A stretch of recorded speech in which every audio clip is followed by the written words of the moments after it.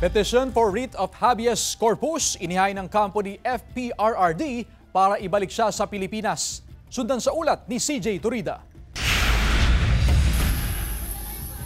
Naghain ng petition for writ of habeas corpus ang anak ni dating Pangulong Rodrigo Duterte na si Kitty Duterte sa Korte Suprema kasunod ng pagbiyahe ng pamahalaan sa kanyang ama patungo sa International Criminal Court sa The Hague, the Netherlands. Sa pamamagitan ng kanyang abogadong si dating Presidential Legal Counsel, Attorney Salvador Panelo, hinihiling ni Duterte sa Korte Suprema na utusan ang pamahalaan ng Pilipinas na iharap ang kanyang ama. Giit ng petisyon, kailangang utusan ng Korte Suprema na ibalik ng pamahalaan si Duterte sa Pilipinas at panagutan ang mga paglabag sa mga karapatan sa ilalim ng saligang batas ng dating Pangulo. Labag daw sa konstitusyon ang ginawa ng gobyerno na umano'y pagkidnap kay Duterte at pagsuko sa kanya sa isang banyagang institusyon. Hindi raw ito makabayan at kasuklam-suklam na pagsuko ng soberanya ng Pilipinas sa ICC kung saan wala na raw jurisdiction sa Pilipinas. Samantala, naniniwala si Vice President Sara Duterte na tila state kidnapping ang naging pag-aresto sa kanyang amang si dating Pangulong Rodrigo Duterte kahapon.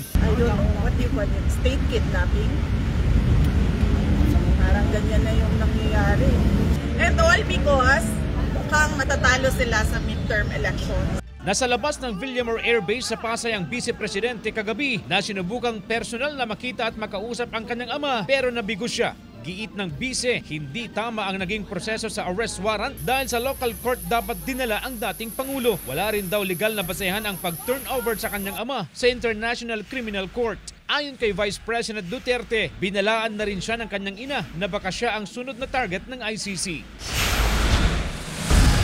Tumulak na rin pa the Netherlands si Vice President Sara Duterte. Ayon sa kanyang tanggapan, umalis ang flight ng Vice Presidente kaninang 7:40 ng umaga. Ang iba pa raw na detalye kaugnay sa biyahe ni Vice President Duterte, ibibigay nila kung kinakailangan. Una nang sinabi kagabi ng Vice Presidente na bibiyahe siya pa the Netherlands para sundan ang kanyang inarestong ama. CJ Torida, One North, Central Luzon.